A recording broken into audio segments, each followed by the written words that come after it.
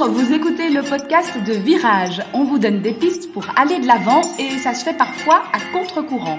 Si face à un problème, quel qu'il soit, vous vous êtes déjà dit « j'ai tout essayé, rien ne va, je ne sais plus quoi faire », alors vous êtes au bon endroit. Je suis Marina Blanchard, psychologue, formatrice et fondatrice de Virage.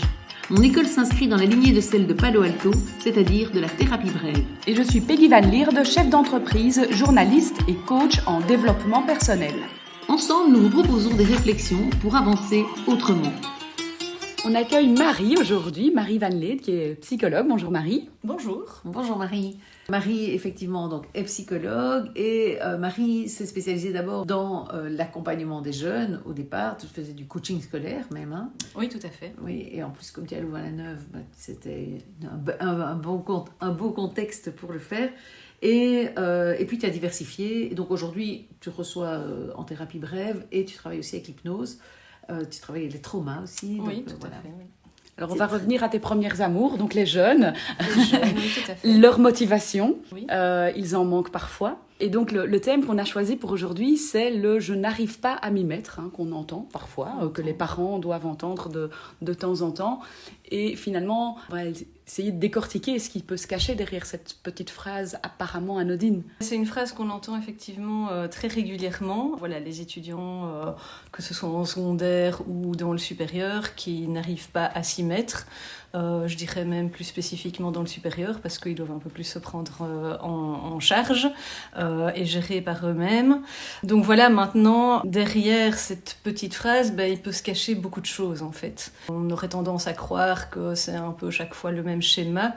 Mais voilà, moi dans ma pratique, j'ai pu observer que vraiment, c'était à chaque fois différent. Alors il y a des grands thèmes qui reviennent évidemment, mais chaque cas est spécifique. Comme parents, on a un peu tendance à penser que c'est la flemme. Oui, oui, tout à fait. Hein. Donc, et souvent, les parents, du coup, sont un peu derrière leur jeune, à leur mettre la pression. Il faut que tu t'y mettes. Qu'est-ce que tu fous encore mais t'as toujours pas bossé pour tel cours. Où est-ce que tu en es dans tes plannings, etc. En pensant que effectivement, c'est en leur mettant la pression, quoi, finalement, qu'ils vont pouvoir vaincre leur flemme. Mais voilà, mais derrière tout ça, souvent, se cache un peu une autre vérité.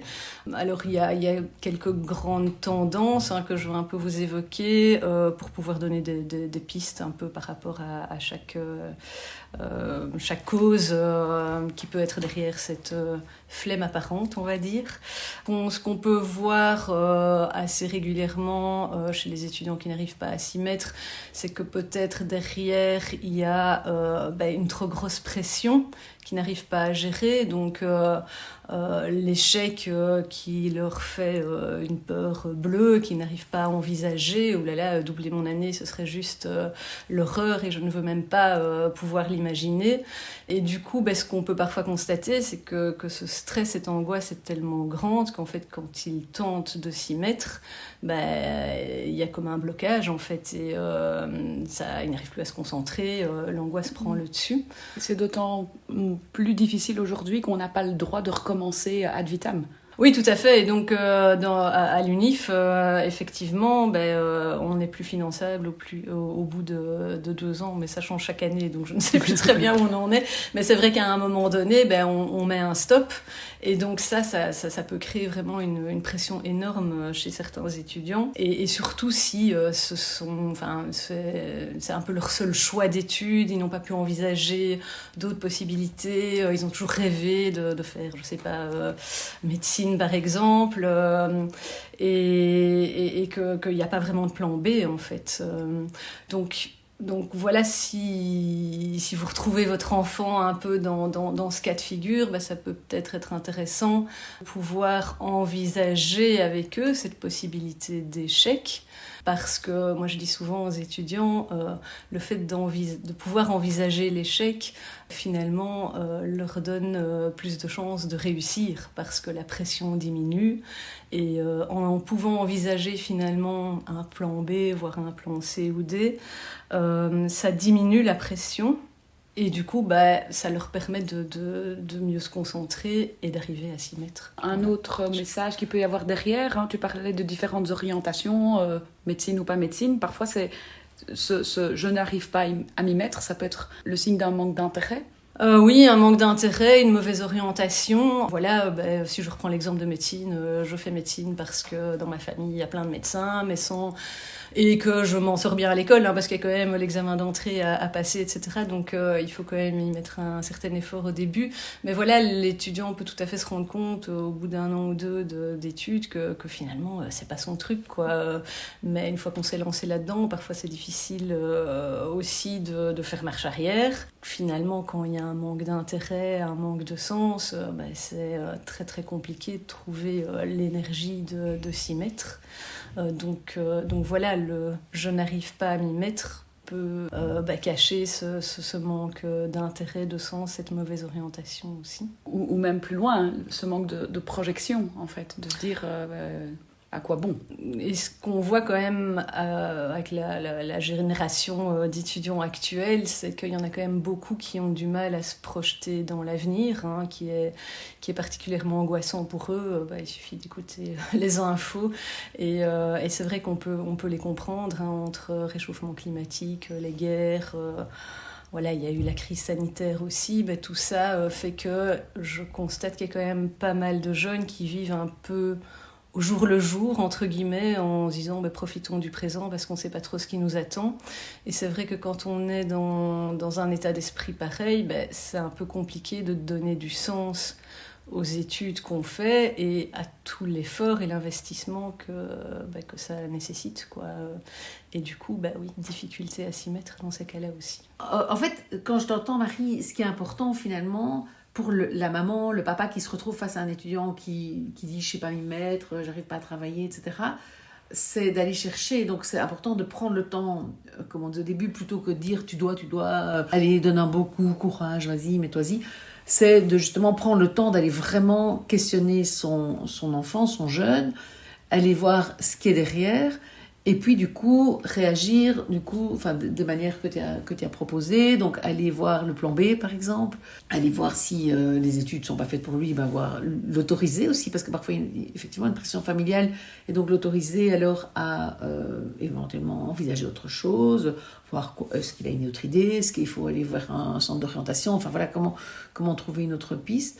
Parce que je pense que c'est ça qui est intéressant aussi, c'est de se dire, comme parents, on est dépourvus, mais effectivement, tant qu'en plus on ne sait pas vraiment ce que ça cache, en fait, on est absolument impuissant. Alors qu'on redevient puissant. Et c'est vrai que le réflexe premier des parents, c'est d'essayer de motiver leurs jeunes. Oui. Allez, il faut que tu t'y mettes, ça va aller, courage, etc. Et en fait, tant qu'on n'a pas exploré ce qu'il y avait derrière, malheureusement, ça ne fonctionne pas. Et ça fait pire que bien, parce que le jeune peut se braquer aussi.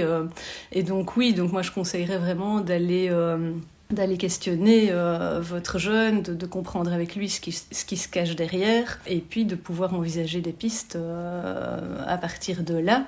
Ça peut aussi être parfois un problème de méthode de travail, qu'on retrouve quand même assez régulièrement, surtout de nouveau dans le supérieur, parce qu'il y a certains jeunes qui se retrouvent face à cette masse de travail, à cette pile de syllabus, et ils se disent mais j'y arriverai jamais, je sais pas comment m'y prendre, je sais pas comment commencer, et qui sont complètement dépourvus face à ça. Souvent, ce sont des jeunes qui ont eu de facilité en fait en secondaire et qui n'ont pas vraiment développé de méthode de travail, et puis là qui se retrouvent face à une telle quantité de matière, il faut bien mettre en place une certaine méthode, et donc ils se trouvent complètement perdus. Il y en a qui me décrivent vraiment, je suis là devant mes syllabus, j'en ouvre un deuxième, un troisième, je sais pas du tout comment m'y prendre, et donc là c'est vrai que pouvoir les outiller par rapport à la méthode de travail, ça peut vraiment débloquer parfois la situation.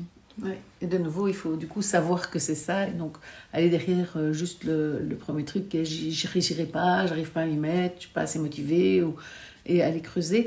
Alors après, je me dis aussi, il y a parfois vraiment simplement un peu donc les parents qui ont dit à leur enfant ou à leur jeune mets-toi-y, allez courage, maintenant tu fais l'effort, etc.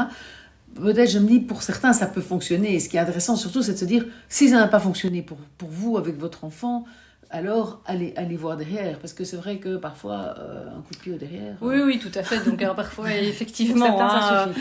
il y a dans pas mal de situations, je pense que voilà, ça suffit de les pousser, de peut-être les menacer à un moment donné, mais de les pousser à se mettre au travail peut fonctionner dans plein de situations.